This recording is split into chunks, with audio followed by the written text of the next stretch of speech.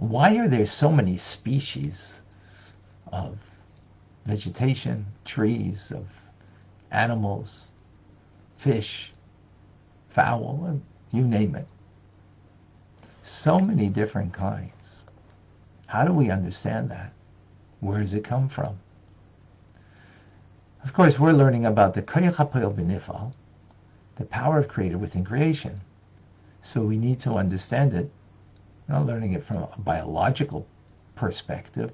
We're learning it from a pure physics perspective, the spiritual physics of the universe. So we have spoken about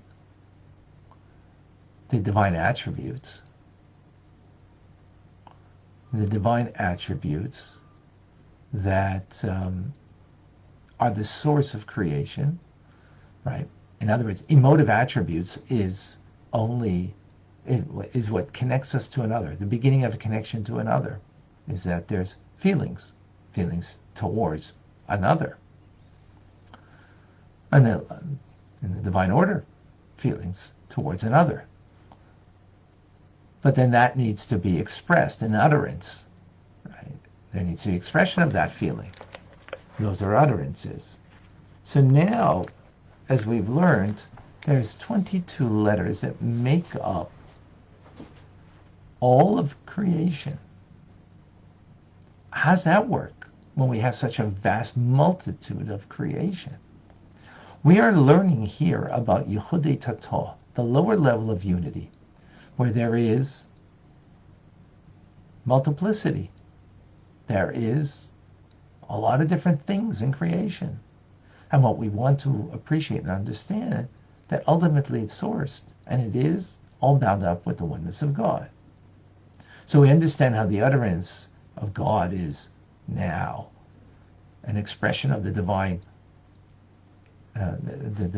attributes, the divine emotions, and those divine emotions are one with God Himself, with the Ein Sof, with the limitlessness of God. Something that we've explained at great length in the past. Now we go further in understanding that the multitudinous of and the division of all the different types of creations, when you think about it, it must be millions upon millions. Where does it all come from in the divine order of things? So it comes through something that we've learned in the past, and now we go into more detail into this, of what's called sirufim, chilufim, temurais, combinations, substitutions, and transpositions of letters. So what does it mean, combination? So the combination is, for example, when you take the letter Aleph from light, or, and you take the letter Shin from the sun, Shemesh, and you now make a combo called H, fire. Right? A combo of light and sun, meaning a combination of letters that now make up a new word. Or we have substitutions, right? Substitution is like you take the letter, you can take the letter Ches, that's guttural, and you can change it for Ayin, which is also guttural. That's a substitution, substitution. And then you also have numeric values, and he's going to further come down. Now, what's important over here is to appreciate that every single letter is a flow of life force, a power of God. Every single letter. It's not a symbol. In every language, letters are only symbols that represent something. That through that you can make words that represent something. So in this language, the Hebrew language, the Holy Tongue, the letters are not a symbol. They are actually the vital force of God Himself. So the letter Aleph, for example, the first letter, you might think it's a symbol to express the letter Aleph. No, but is a yud above, a yud below, and a vav in between, has a numeric value of 10, and 6 is 26, the name of God. Aleph, the word Aleph means commander, so it's the one commander referring to God, number one commander.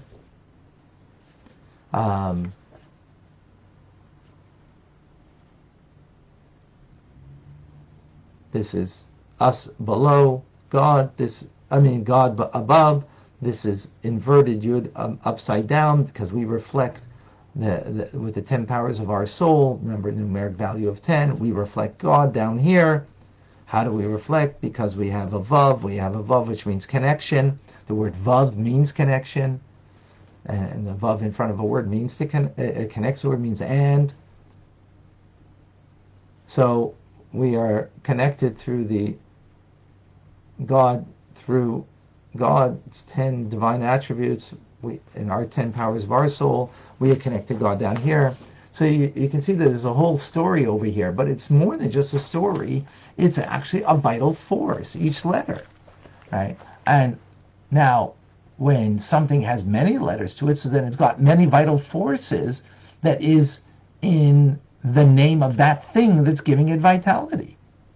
And then you add further, the combination of all the letters together is another force of vitality that is greater, like the sum total of the letters, each one being a vital force of the divine that is giving a certain type of vitality to this created thing. Call it a lion, call it a oak tree, call it a stone, whatever you will, right? So all these letters themselves are vital forces, each one individually. Then you have the combination of the letters, and you have the fact that it now makes a word. So the sum total is greater than the parts. That's a vital force in of itself.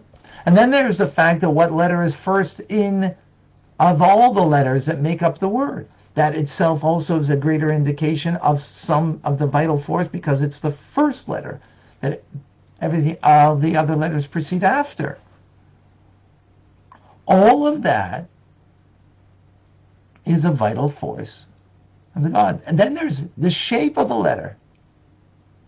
That the shape also is it's not just the letter itself, but it's the shape of the letter that is got a unique vital force. So here we explained about the shape over here, right? The connection between the divine and the human down here. 10 divine attributes that God has, right? And then the 10 powers of the soul that we have. That we reflect that down here, and that's divinity.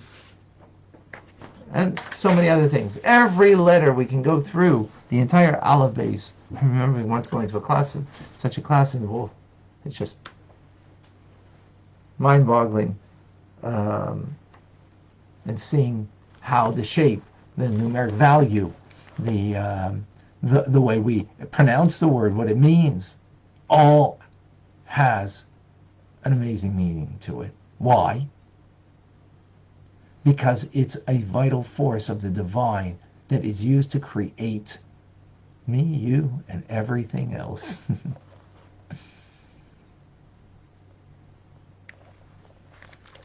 So it just indicates each letter, combination of letters, the first letter, the whole sum of the letters that make a word, of what the vital force of this thing is, and the quality of what it is.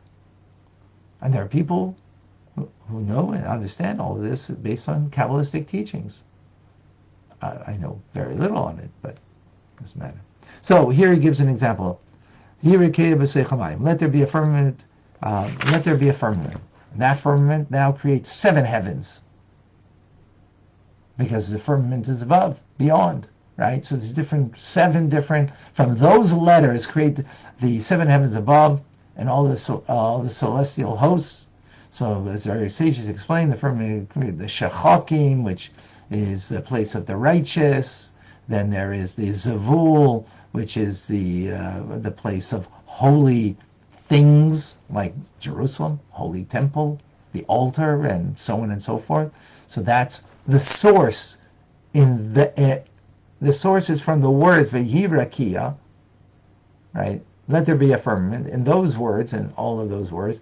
Now, from there, you're talking about taking from there and making combinations, letters, substitutions of letters, substitutions of letters.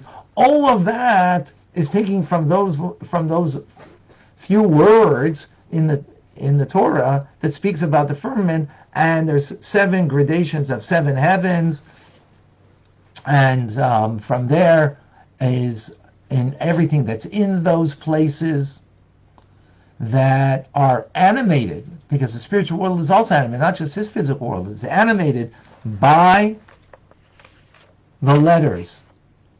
How? Again, combinations of letters, substitutions of letters, of the words, and so on.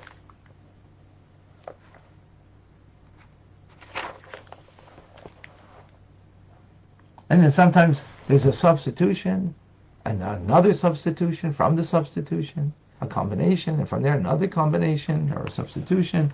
All of that is just showing of the come down of the vital force. All of it is the vital force of those letters of God that are animating, but the fact that it is, in the manner that the final letters come, right, that they themselves are a vital force, is just showing of the come down of the divine light as it is within the created being.